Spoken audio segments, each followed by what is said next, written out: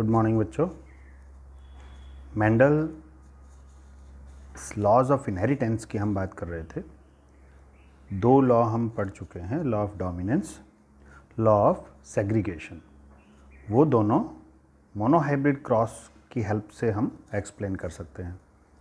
अब आता है third law, law of independent assortment. ये एक डाईहाइब्रिड क्रॉस पर बेस्ड है और इसको डाईहाइब्रिड क्रॉस की हेल्प से हम एक्सप्लेन कर सकते हैं। So today will talk about inheritance of two genes. दो जीन एक साथ कैसे एक पेरेंटल जनरेशन से और ऑफस्प्रिंग्स में जाते हैं F1 में, और F1 से फिर F2 जनरेशन में पास ऑन होते हैं, और उनमें किस तरह की इंटरेक्शन होती है और इनहेरिटेंस उनका कैसे होता है। Second law, third law, law of independent assortment, इस प्रकार से है। व्हेन टू कैरेक्टर्स, देखिए कैरेक्टर्स और ट्रेट्स इनको भी हम क्लियर समझ लें। कैरेक्टर मतलब जैसे हाइट ऑफ प्लांट, और वो उसके दो कॉन्ट्रास्टिंग ट्रेट होंगे, एक टॉल हाइट, एक शॉर्ट हाइट। जैसे दूसरा कैरेक्टर हो सकता है शेप ऑफ सीड, उसके दो कॉन्ट्रास्टिंग ट्रेट होंगे, राउंड शेप और रिंकल्ड शेप। और दूसरा कैरेक्टर हो सकता है कलर ऑफ सीड कोट, उसमें दो कॉन्ट्रास्टिंग ट्रेट हो सकते हैं, yellow seed coat and green seed coat. So characters दो की बात करते हैं हम, तो दो जीन की बात कर रहे हैं, बिकॉज जीन कंट्रोल कैरेक्टर्स। और जब उनको सेग्रीगेशन की बात करते हैं तो हम उनके एलील्स के सेग्रीगेशन की बात करते हैं, ठीक है। So when two characters are combined in a hybrid, segregation of one pair of trait is independent of the other pair of trait. This is law of independent assortment. Means दो character जब एक hybrid में, F1 hybrid में combine होते हैं, तो उनके जो अलील्स हैं वो एक कैरेक्टर के जो अलील हैं वो दूसरे कैरेक्टर के अलील से इंडिपेंडेंटली सेग्रीगेट होते हैं, गैमीट बनाते हैं, और फिर F2 हाइब्रिड में वो सभी अपने आप को इंडिपेंडेंटली एक्सप्रेस करते हैं। This is law of independent assortment. इसको डाई हाइब्रिड क्रॉस के हेल्प से हम बता सकते हैं। देखिए डाई हाइब्रिड क्रॉस इस तरह से है। पेरेंटल जनरेशन में दो हमने कैरेक्टर लिए हैं यहाँ पर। एक तो हो गया शेप ऑफ सीड, राउंड और रिंकल्ड। एक हो गया colour of seed coat, yellow और green. So first parent is round wrinkled, round yellow, means capital R, capital Y। दूसरा पेरेंट हो गया wrinkled शेप हो गई और ग्रीन सीड कोट हो गया, स्मॉल r, स्मॉल y। सो ये दोनों पेरेंट्स होमोजाइगस हैं दोनों कैरेक्टर के लिए। डोमिनेंट वाले पेरेंट में जो गैमिट बनेंगे उसमें कैपिटल R में से एक R आ जाएगा उस गैमिट में और एक Y आ जाएगा उधर से। So gamete will contain capital R, Y, one type of gamete होंगे। और दूसरे पेरेंट में जो गैमिट बनेंगे उसमें स्मॉल r, स्मॉल y, क्योंकि क्रोमोसोम हाफ हो जाते हैं। सो दोनों टाइप के क्रोमोसोम्स में से एक एक आ जाएगा, तो दोनों में से एक एक एलील आ गया उस गैमिट्स में। कैपिटल Y, स्मॉल r, इन दोनों के फ्यूज़न से जो F1 हाइब्रिड बना, F1 में राउंड येलो, क्योंकि डोमिनेंट एक कैपिटल R है और एक कैपिटल Y है। सो F1 हाइब्रिड जो capital R, capital Y, small y बना, उसमें भी राउंड शेप होगा और येलो सीड कोट होगा। F1 में चारों अलील एक साथ हैं, मतलब दोनों अलील एक कैरेक्टर के और दूसरे दोनों अलील एक कैरेक्टर के एक साथ हैं। और इससे जब गैमीट बनते हैं F1 में, जब सेल्फिंग कराते हैं, सेल्फिंग मतलब सेल्फ फर्टिलाइजेशन, सेल्फ क्रॉस, तो गैमीट चार टाइप के गैमीट्स बनेंगे। एक होगा कैपिटल R, Y, एक होगा स्मॉल r, Y, दूसरा होगा कैपिटल R, स्मॉल y, चौथा होगा स्मॉल r, स्मॉल y। मतलब 4 डिफरेंट कॉम्बिनेशन ऑफ गैमीट्स बनते हैं। यही इंडिपेंडेंट असॉर्टमेंट है। मतलब एक कैरेक्टर के जो एलील हैं कैपिटल आर और स्मॉल आर, दूसरे कैरेक्टर के एलील हो गए capital Y small Y. Gamete formation के समय ये इंडिपेंडेंटली इनहेरिट होते हैं गैमिट्स में और ऑल पॉसिबल कॉम्बिनेशंस बनते हैं। इसी को बोलेंगे लॉ ऑफ इंडिपेंडेंट असॉर्टमेंट। और F2 जनरेशन में जो जीनोटाइपिक रेशियो आएगा वो जीनोटाइपिक रेशियो तो अलग होगा, फिनोटाइपिक रेशियो में 9:3:3:1 ये कॉम्बिनेशन आएगा। 9 होंगे राउंड येलो, 3 होंगे राउंड ग्रीन और 3 होंगे रिंकल्ड येलो एंड 1 होगा रिंकल्ड ग्रीन, मतलब पेरेंटल कॉम्बिनेशन। सो जो फिनोटाइपिक रेशियो 1, चारों कॉम्बिनेशन 4 डिफरेंट टाइप के प्लांट्स मिलेंगे, उसका कारण हुआ independent assortment. So on the basis of dihybrid cross we can explain the law of independent assortment by Mendel. Mendel ने ये थर्ड लॉ दिया कि when two characters combined in a hybrid, then the traits of one character are independently inherited independent of the traits of other character. हम इसको ऐसे बोल सकते हैं when during a dihybrid cross the alleles of one character when combined with the alleles of another character in a hybrid, then in F2 generation they are assorted, they are inherited independent of one another. एक दूसरे को पर depend नहीं होता, इसलिए all possible combinations उनमें बनते हैं। This was dihybrid cross. Next topic में आते हैं, chromosomal theory of inheritance. Important है ये भी, बोर्ड के पॉइंट ऑफ व्यू से बहुत इम्पॉर्टेंट है क्रोमोसोमल थ्योरी ऑफ इनहेरिटेंस। इससे पहले कि हम ये थ्योरी पढ़ें, उससे पहले ये जानते हैं कि मेंडल का जो वर्क है, मेंडल हमने बात की पहले, मेंडल ने 1853 में 1856 में स्टार्ट किया था काम और 1863 तक एक्सपेरिमेंट किए थे पाइसम सटाइवम पर। 1863 से लेकर के 1900 तक मेंडल का जो वर्क था वो इन 40 ईयर्स में किसी ने रिकॉग्नाइज नहीं किया।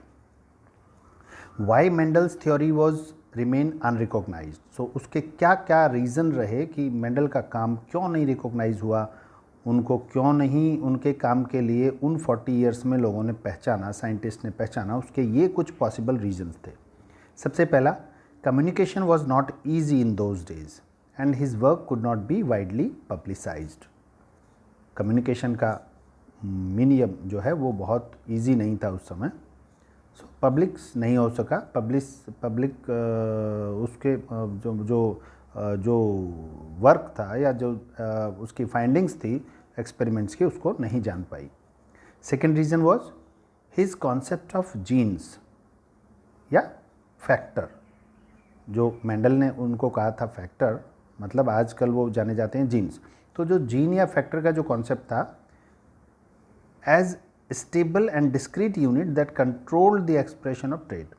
उन्होंने कहा था कि ट्रेट को ये कंट्रोल करते हैं फैक्टर्स या genes, and pair of alleles which did not blend with each other.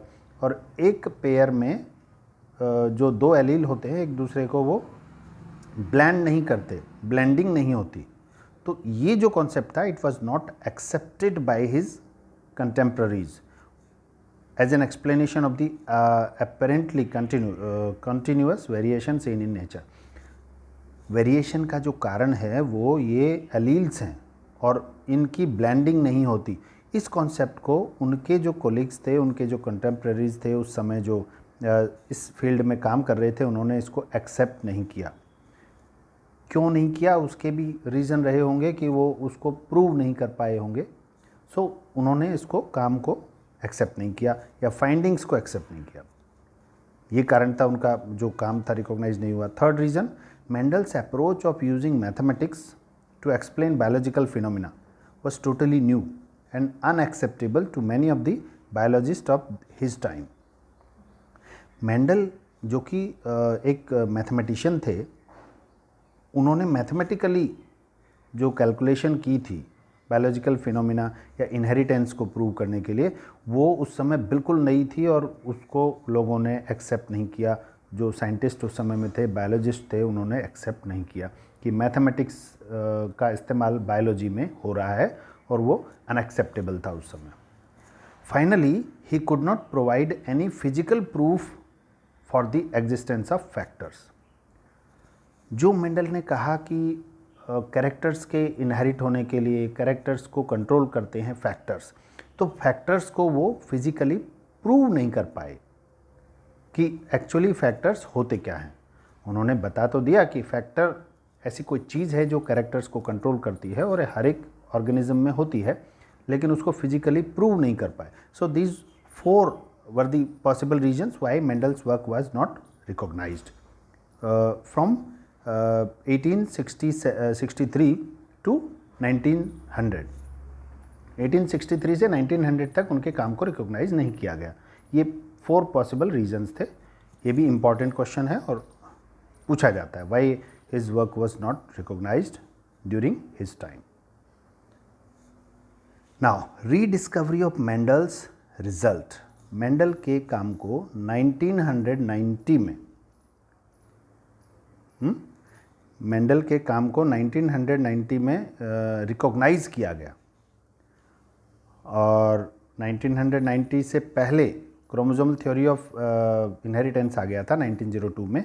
लेकिन जो मेंडल का काम है उसको 1990 में 3 साइंटिस्ट हुए, डी व्रीज, कॉरेंस और von सैरमैक।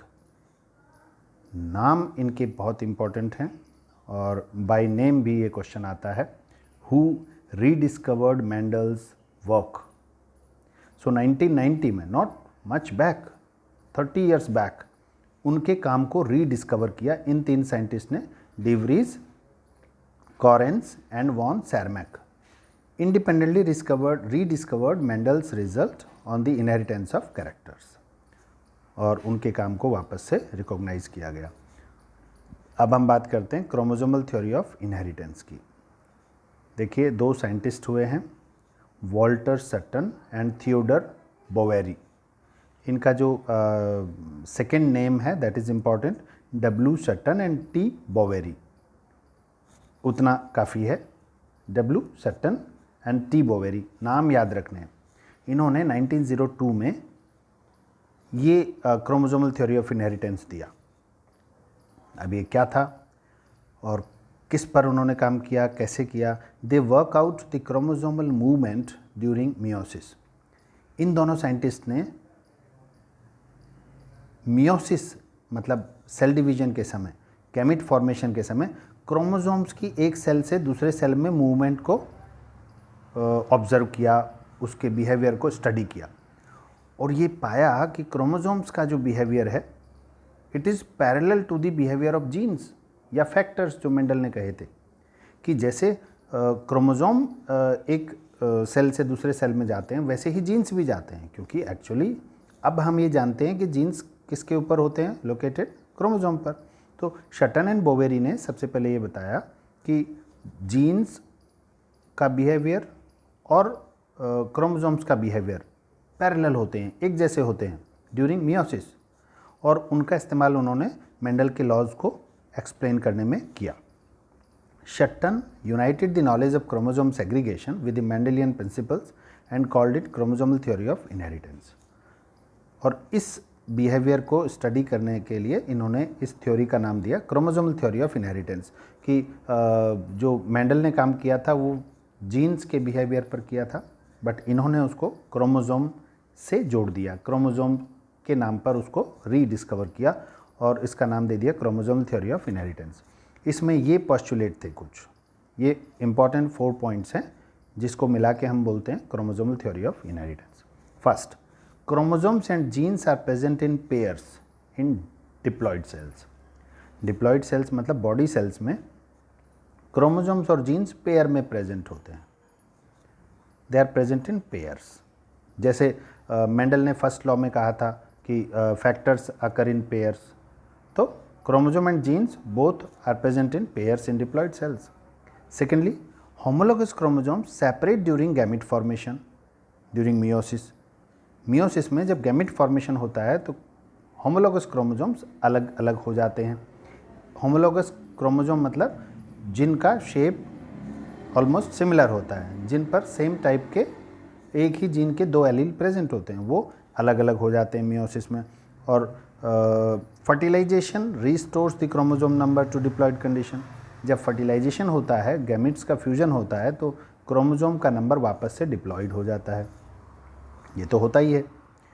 The chromosomal theory of inheritance claims that it is the chromosomes that segregate and assort independently.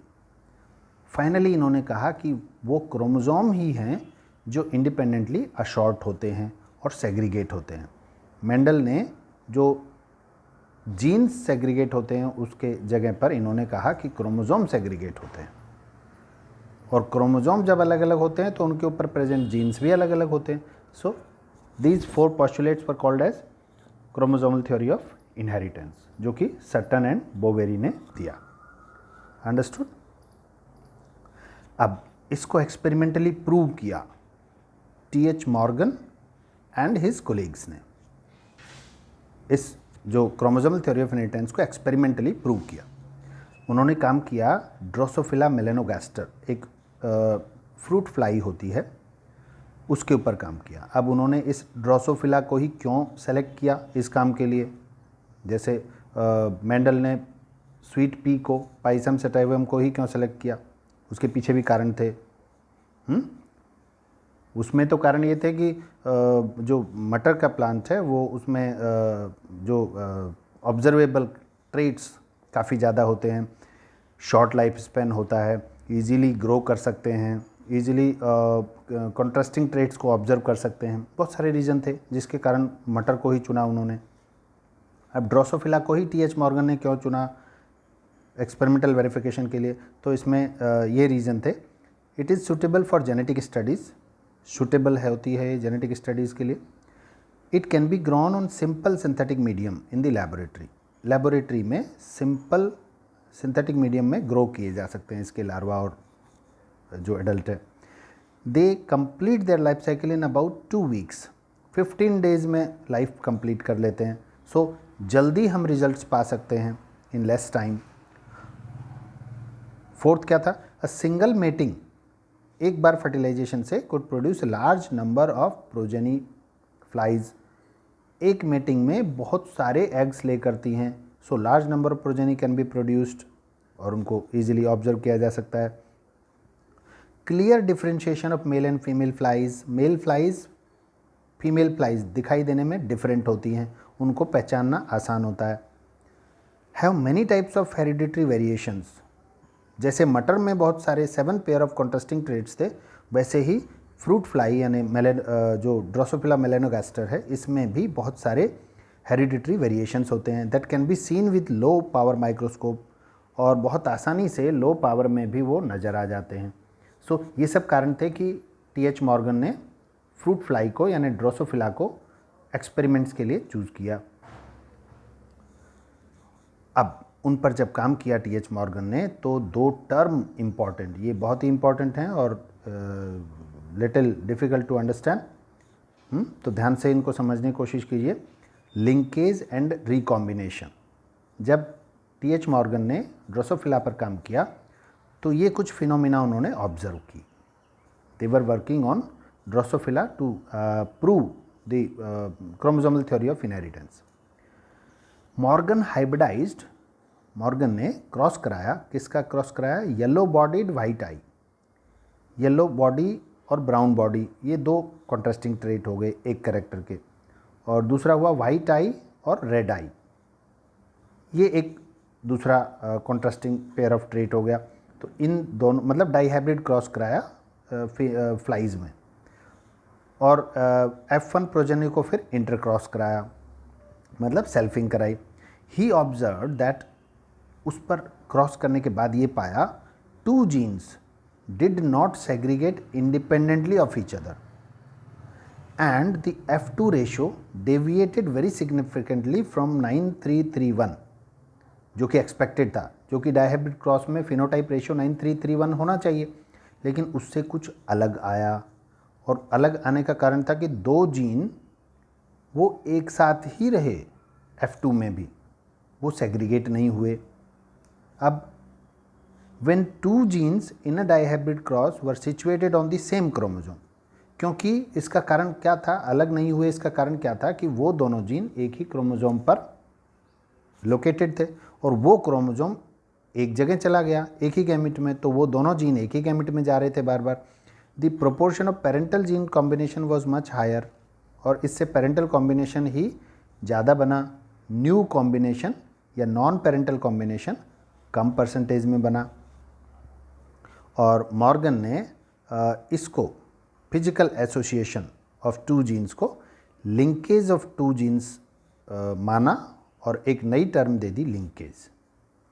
Linkage का मतलब होता है जब कोई दो जीन या दो डिफरेंट जीन के अलील्स एक ही क्रोमोसोम पर होते हैं और बहुत ही नज़दीक होते हैं, तो वो एक ही गैमेट में एक साथ चले जाते हैं, और इसको बोलेंगे linkage. This phenomena is called linkage. अब लिंकेज का डेफिनेशन क्या दे सकते हैं हम? The physical association of two genes on a chromosome is called linkage. और रिकॉम्बिनेशन मतलब the generation of non parental gene combination, means when genes get separated they form new recombinations, उसको बोलेंगे रिकॉम्बिनेशन।